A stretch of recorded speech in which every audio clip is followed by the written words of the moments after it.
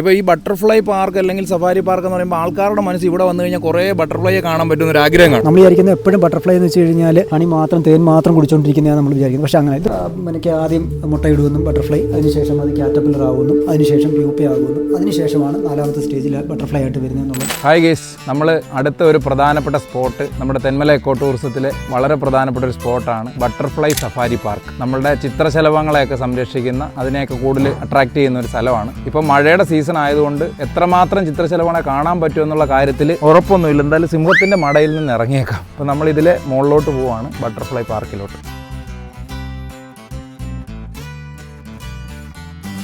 ചേട്ടൻ തന്നെ പരിചയപ്പെടുത്തി ബാക്കി ഇതിൻ്റെ ഇൻട്രൊഡക്ഷനും കാര്യങ്ങളും ഒക്കെ നമുക്ക് തരും. നമുക്ക് കുറച്ച് കൂടുതൽ കാര്യങ്ങൾ നമുക്ക് മനസ്സിലാവും. മുരുകൻ എന്നാണ് പേര്. ഞാൻ ബട്ടർഫ്ലൈയുടെ ഇൻ്റർപ്രറ്ററാണ്. അപ്പോൾ ഇതാണ് ഇന്ത്യയിലെ ആദ്യത്തെ ബട്ടർഫ്ലൈ സഫാരി പാർക്കായിട്ടുള്ളത്. ഇത് നമ്മളിവിടെ ചെയ്തിരിക്കുന്നത് വെച്ച് കഴിഞ്ഞാൽ ബട്ടർഫ്ലൈക്ക് വേണ്ടിയിട്ട്, അതായത് ഒരു കൂടോ അല്ലെങ്കിൽ അങ്ങനെ ആ ഒരു സംവിധാനമൊന്നും ഇല്ലാതെ ഓപ്പൺ സ്പേസിൽ നാച്ചുറലായിട്ട് ബട്ടർഫ്ലൈ എങ്ങനെ ആകർഷിക്കുക എന്നുള്ളൊരു മെത്തേഡാണ് നമ്മൾ ചെയ്തിരിക്കുന്നത്. അതിന് വേണ്ടിയിട്ട് നമ്മൾ അതിന് വേണ്ടിയിട്ടുള്ള പ്ലാന്റുകൾ വെച്ച് പിടിപ്പിച്ചിട്ടുണ്ട്. അതായത് പ്രധാനമായിട്ടും 3 തരത്തിലുള്ള പ്ലാന്റുകളാണ് നമുക്ക് ആവശ്യമായിട്ടുള്ളത്. ആവശ്യം എന്ന് വെച്ച് കഴിഞ്ഞാൽ 1 ബട്ടർഫ്ലൈക്ക് മുട്ടയിടാനുള്ള പ്ലാന്റുകൾ, 2 ബട്ടർഫ്ലൈ ഇല കഴിക്കുന്ന ഡയറക്റ്റായിട്ട് തന്നെ ഇല കഴിക്കുന്ന പ്ലാന്റുകൾ, 3 വെച്ച് കഴിഞ്ഞാൽ ബട്ടർഫ്ലൈ ഹണി പ്ലാന്റുകൾ. അങ്ങനെ 3 തരത്തിലുള്ള പ്ലാന്റുകൾ വെച്ച് അതിന് വേണ്ടി ഒരു ആവാസ വ്യവസ്ഥ നമ്മൾ ഉണ്ടാക്കി കൊടുത്തേക്കുവാണ്. അപ്പം ബട്ടർഫ്ലൈയുടെ ഇവിടെ നമുക്ക് ചിലയിടത്തൊക്കെ കൂട്ടം കൂടി ബട്ടർഫ്ലൈ ഇരിക്കുന്നത് കാണാം.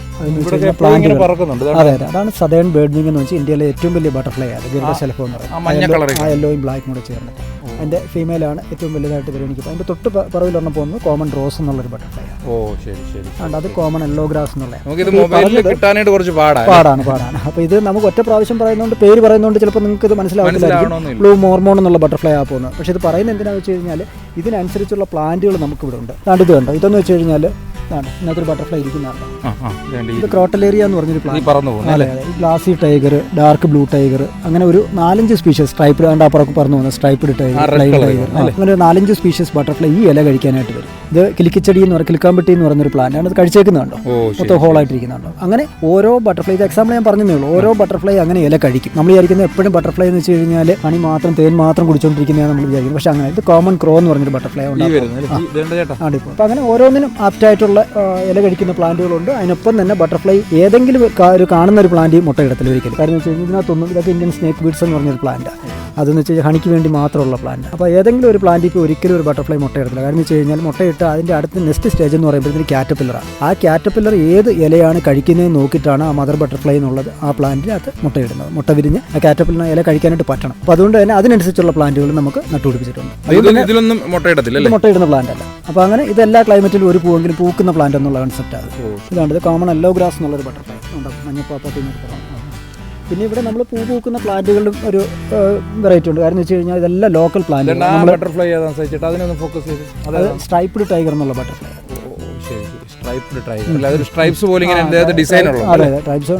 സ്റ്റഡി ചെയ്തിട്ട് ഇത് ആപ്റ്റായിട്ടുള്ള ഒരു സ്ഥലമാണെന്ന് മനസ്സിലായതുകൊണ്ടാണ് ഇവിടെ. അതുകൊണ്ട് തന്നെ അങ്ങനെ നമ്മൾ ചെയ്തത്. പശ്ചിമഘട്ടത്തിന്റെ പശ്ചിമഘട്ട മലനിരകൾ. അതിനൊപ്പം തന്നെ നമ്മൾ അവിടെ വെച്ചിട്ടാണ് നമ്മൾ അതിൻ്റെ ഒരു ഇത് വെച്ചിട്ട് ബോർഡർ വെച്ചിട്ട് നമ്മൾ ഇത് ചെയ്യുന്നത്. നമുക്ക് എൻഡമിക് സ്പീഷീസും ഓട്ടം ലീഫ് ബട്ടർഫ്ലൈ ഒക്കെ ഉണ്ട്. എന്ന് വെച്ച് കഴിഞ്ഞാൽ അത് ആദ്യം സ്റ്റഡി ചെയ്ത സമയത്ത് തന്നെ നമുക്ക് കിട്ടിയിട്ടുണ്ട്. അതിനൊപ്പം തന്നെ നമ്മളിതൊരു പിന്നെ വാക്കിംഗ് പോലെ, ഒരു മിനി ട്രെക്കിംഗ് പോലെ നമുക്ക് ഇങ്ങനെ ഒരു പാത്തും ക്രമീകരിച്ചു 1/2 കിലോമീറ്ററോളം ഉണ്ട്. അപ്പോൾ നമുക്ക് ബട്ടർഫ്ലൈയും കാണാം, അത്യാവശ്യം കാട്ടിനുള്ളിൽ കൂടെ നടക്കുകയും ചെയ്യും. അതാണ് നമ്മുടെ നല്ല ഫ്രഷ് ഓക്സിജൻ ഒക്കെ ശ്വസിച്ച് അല്ലേ.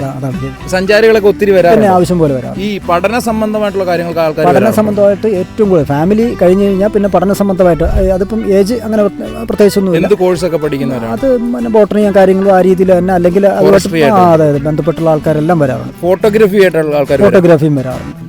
ചില സമയത്ത് വരുവാണെങ്കിൽ വളരെ ഡിഫറെന്റ് ആയിട്ടുള്ള ടൈപ്സ് ബട്ടർഫ്ലൈസിനെ കാണാം. അതെ, ഇത് നമുക്ക് പ്രധാനമായിട്ട് 2 സീസണാണ്. ഇപ്പം നമ്മൾ കണ്ട ഈ dark blue tiger, common grow, അതുപോലെ തന്നെ ഗ്ലാസി ടൈഗർ, ഇങ്ങനെയുള്ള ബട്ടർഫ്ലൈ ഈ പ്ലാന്റിനെ ആകർഷിച്ചാൽ വരുന്നത് ഞാൻ പറഞ്ഞല്ലോ. അപ്പോൾ അതിനെ ബേസ് ചെയ്തുകൊണ്ട് ചിലപ്പോൾ ഇത് എല്ലാ ക്ലൈമറ്റിലും ഒത്തുപോകുന്ന ഒരു ബട്ടർഫ്ലൈ ആണ് ഈ പറക്കുന്നത്.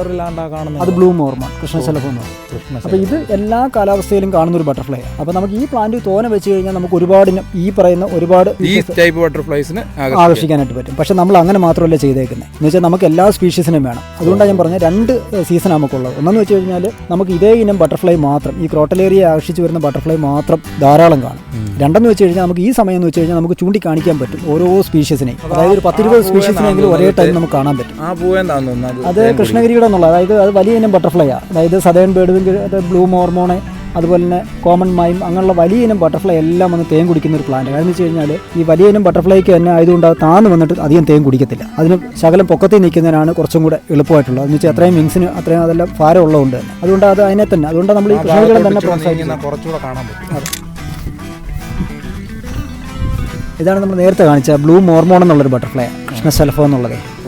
അത് തേൻ കുടിക്കുന്ന തേൻ കുടിക്കുകയാണ്. അതിപ്പോൾ എനിക്ക് തോന്നുന്ന ചുവന്ന കളറുള്ള പൂവിൽ. അതെ അതെ. ഇപ്പോൾ അതിൻ്റെ തൊട്ട് മേളിൽ വേറെ പോകുന്നുണ്ടോ, പച്ചയും ഒരു ലൈറ്റ് പച്ച, അതാണ് കോമൺ എമിഗ്രന്റ് എന്ന് പറയും. തകരമുത്തി എന്ന് പറയുന്ന ബട്ടർഫ്ലൈ. ഇവിടെ ഇങ്ങനെ നിന്ന് കഴിഞ്ഞാൽ കുറെ ഡിനേഡ് എഗ് ഫ്ലൈ എന്ന് പറഞ്ഞാൽ യെല്ലോ കളറോ അല്ലല്ല, യെല്ലോയുടെ താഴെ കണ്ടോ ബ്ലാക്ക് വൈറ്റ് ലെൻഡാനിക്കകത്തിരിക്കുന്നു. അത് കോമൺ ക്രോ എന്നുള്ളൊരു ബട്ടർഫ്ലൈ. അതിന്റെ പ്രത്യേകത എന്താണ്? അത് നമ്മൾ നേരത്തെ കണ്ട ക്രോട്ടലേറിയ എന്നുള്ള പ്ലാന്റിൽ ഇൻട്രസ്റ്റ് ആയി വരുന്ന ബട്ടർഫ്ലൈ. നമുക്ക് എത്ര തരം ഏകദേശം ബട്ടർഫ്ലൈ നേരത്തെ പറഞ്ഞാൽ നമുക്ക് ഈ സമയത്ത് വന്നു കഴിഞ്ഞാൽ നമുക്ക് ഒരു കൂട്ടമായിട്ട് നമുക്ക് കാണാൻ പറ്റത്തില്ല, പക്ഷെ നമുക്ക് സ്പീഷ്യസിനെ അധികം കാണാം. നമ്മളിപ്പോൾ തന്നെ ഇവിടെ നിന്നപ്പോൾ തന്നെ നമുക്കൊരു 10-15 സ്പീഷ്യസ്. അപ്പോൾ അങ്ങനെ ഒരു 10-25 സ്പീഷ്യസിനെ നമുക്ക് അറ്റ് ടൈം കാണാൻ പറ്റും. ഏറ്റവും കൂടുതലായിട്ട് നമുക്ക് ഈ കൂട്ടമായിട്ട് ഇപ്പോൾ ഈ ബട്ടർഫ്ലൈ പാർക്ക് അല്ലെങ്കിൽ സഫാരി പാർക്ക് എന്ന് പറയുമ്പോൾ ആൾക്കാരുടെ മനസ്സിൽ ഇവിടെ വന്നു കഴിഞ്ഞാൽ കുറേ ബട്ടർഫ്ലൈയെ കാണാൻ പറ്റുന്ന ഒരു ആഗ്രഹം കാണും. എൻ്റെ മനസ്സിലും ഉണ്ടായിരുന്നു. അപ്പോൾ ആൾക്കാർക്ക് വന്നാൽ അങ്ങനെ ബട്ടർഫ്ലൈസിനെ കാണാൻ പറ്റുന്ന ഒരു സമയം എപ്പോഴാണ്? അത് നമുക്ക് സെപ്റ്റംബർ മാസത്തിലേക്കാണ്. September, October, November first week. പക്ഷെ നമുക്ക് അങ്ങനെയല്ല. അതാണ് നമ്മൾ അങ്ങനെ ഒരിക്കലും ഈ കൂട്ടമായിട്ട് കണ്ട് കാണുന്ന സമയമാണ് ബട്ടർഫ്ലൈ. അങ്ങനെ ആ രീതിയിൽ വന്ന് ആകർഷിക്കുന്ന ഒരു സംവിധാനമല്ല നമുക്കുള്ളത്. അതാ ഞാൻ പറഞ്ഞത്. അതെന്ന് വെച്ച് കഴിഞ്ഞാൽ ഒരേ സ്പീഷ്യസ്, അതായത് 4-5 സ്പീഷ്യസ് ഉള്ള ബട്ടർഫ്ലൈ കൂട്ടമായിട്ട് കാണും ആ സമയത്ത്. പക്ഷേ ഈ സമയത്ത് വന്നു കഴിഞ്ഞാൽ 10-25 സ്പീഷ്യസ് ഒരുപാട് കാണാൻ പറ്റും. അപ്പം അങ്ങനെ പ്രത്യേകത റെയർ ആയിട്ടുള്ള പുതിയ പുതിയ ബട്ടർഫ്ലൈസിനെയൊക്കെ കാണാറുണ്ട്. പിന്നെ നിങ്ങൾ ഇതിനെക്കുറിച്ച് സ്ഥിരം പഠനം നിങ്ങൾക്ക് ഇതാരാ ഇതിന്റെ ട്രെയിനിങ്ങും കോച്ചിങ്ങും ഒക്കെ തരുന്നത്? നമുക്ക് ഇവിടുന്ന് തന്നെ ഉണ്ട്. നമുക്ക് ഇവിടെ നിന്ന് ഇക്കോ ടൂറിസം തന്നെ അതിന്റെ പ്രത്യേകിച്ചുള്ള കാര്യങ്ങൾ ചെയ്യും. ഈ കാണുന്നതൊക്കെ തന്നെ ബട്ടർഫ്ലൈസ് ഉള്ളിലോട്ട് പോയാലും കാണത്തുള്ളൂ അല്ലേ? അതെ. ഇത് ടെയിൽഡ് ജെയ് എന്നുള്ള ബട്ടർഫ്ലൈ ആണ്. ഗിറവാൽ എന്ന് പറയുന്നത് ഭയങ്കര സ്പീഡായിട്ടുള്ള ബട്ടർഫ്ലൈ, ഭയങ്കര മൂവ്മെന്റ് ആയപ്പോഴും. അതിന് ലെൻഡാന എന്നുള്ള പ്ലാന്റ് വളരെ ഇഷ്ടം എന്ന് വെച്ച് കഴിഞ്ഞാൽ അത്ര കളർഫുൾ ആയതുകൊണ്ട് തേൻ കുടിക്കും. അതുകൊണ്ട് കുറച്ച് അല്ലെ നമുക്ക് ഇത്രയും സമയം കിട്ടത്തില്ല. അടുത്തേക്ക് പോയി ഇങ്ങനെ വെപ്രാളം പിടിച്ച് തേൻ കുടിക്കും അല്ലേ? അതെ. ആ പൂവെ തന്നെ പിന്നെയും വന്നു. അത് സദേൺ ബേർഡ്വിംഗ് എന്നുള്ള ബട്ടർഫ്ലൈ ആണ്. ഗരുഡ ശലഭം എന്ന് പറയും. വലിപ്പത്തിൽ ഇന്ത്യയിൽ വലിപ്പത്തിൽ ഏറ്റവും വലുതെന്ന് ഇതിന്റെ ഫീമെയിലിനെയാണ് ഇത് ചെയ്തിട്ടുള്ളത്. ഇപ്പം മെയിൽ ബട്ടർഫ്ലൈ അറിയാൻ പറ്റും. അതെന്ന് വെച്ചാൽ ഫീമെയിലിന് ഇത്രയും കളർ ഉണ്ടാകത്തില്ല, ശലം ബ്ലാക്ക് കൂടുതലായിരിക്കും. അതാണ് ബ്ലൂ മോർമോൺ എന്നുള്ള ബട്ടർഫ്ലൈ. അത് കൃഷ്ണശലഭം എന്ന് പറയുന്ന ബട്ടർഫ്ലൈ. അത് ഒരു ഫീമെയിലും ഉണ്ട്, 2 മെയിലും ഉണ്ട് അതിനകത്ത്. ഈ സമയത്ത് ഏറ്റവും കൂടുതൽ ബ്ലൂ മോർമോണും സദേൺ ബേർഡ്വിംഗും കാണുന്നത് ജൂൺ മുതൽ ജൂലൈ, ഓഗസ്റ്റ് വരെയുള്ള മാസങ്ങളിലാണ് ഈ വലിയ ഇനം ബട്ടർഫ്ലൈ ആയ സദേൺ ബേർഡ്വിംഗും ബ്ലൂ മോർമോണും കാണുന്നത്. എന്താ ഡിനേഡ് എഗ് ഫ്ലൈ എന്നുള്ള ബട്ടർഫ്ലൈ. തേൻ കുടിക്കും അല്ലേ? അതിൻ്റെ പ്രത്യേകത വെച്ച് കഴിഞ്ഞാൽ അത് അതിൻ്റെ ഒരു വശം കാണുമ്പോഴത്തേന് കോമൺ ഗ്രോ അല്ലെങ്കിൽ കോമൺ മൈമിൻ്റെ ഒക്കെ ഒരു ഷേപ്പ് പോലെ വരും. പക്ഷെ അത് ചെറുത് വിടർത്തിയാലേ നമുക്ക് ആ സ്പോട്ടുകൾ 4 സ്പോട്ടുകൾ നമുക്ക് കാണാൻ പറ്റത്തുള്ളൂ.